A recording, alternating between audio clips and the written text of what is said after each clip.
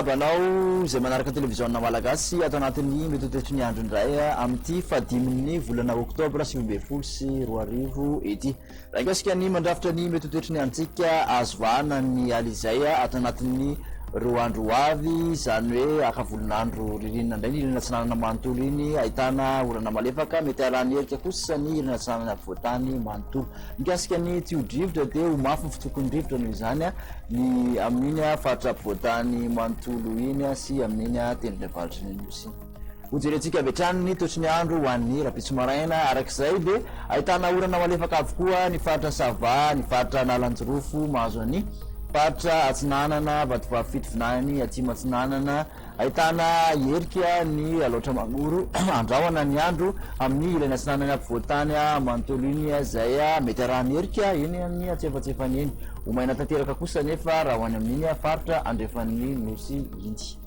Ny tolakandro dia mbola mitoetra izay orana malefaka izay amin'ny ilany Atsinanana manontolo hatria ny faritra Sava, ny Nalanjorofo mahazo faritra Atsinanana, Vatovavy-Fitovinany, ny faritra Atsimo Atsinanana mbola andrahoana hatrany ny ilana Atsinanany ampovoantany manontolo iny izay mety arahany herika ihany koa. Ahitana orana tandrifin-drahona kosa nefa ny faritra Melaky sy amin'iny morontsiraka avaratra nefan'ny faritra Diana iny aratoka omaina tanteraka any amin'ny faritra Sisa. Ny maripana voavinavina ho an'ny ambany indrindra manodidina 20 ka hatramin'ny 5 aty amin'ny faritra ampovoantany 120 ka hatramin'ny 220 ny morontsiraka Atsinanana, 20 ka hatramin'ny 420 kosa ny morontsiraka andrefan'ny nosy. 530 degré celsius ny ambony indrindra any amin'ny Antsohisy Morondava no ahitana an'izay 430 kosa i Mahajanga manaraka azy ao 220 ka hatramin'ny 320 ny faritra ampovoantany, 420 ka hatramin'ny 720 ny morontsiraka Atsinanana, raha toa ka 30 ka hatramin'ny 530 ny morontsiraka andrefan'ny nosy.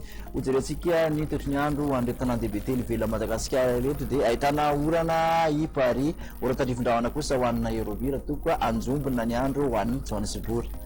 Toetry ny andro ho an'ny nosy manodidina ny Madagasikara indray dia ahitana orana tandrifin-drahona i Maurice sy Comore, torak'izany ihany koa La Réunion, ikotroka kosa ny andro raha ho an'ny Seychelles, ibalika tanteraka kosa nefa ny andro raha ho an'ny Mayotte. Dia izay indray no masaka azo natotranao tamin'ity an'io ity fa manasanao amin'ny manaraka indray veloma tompoko.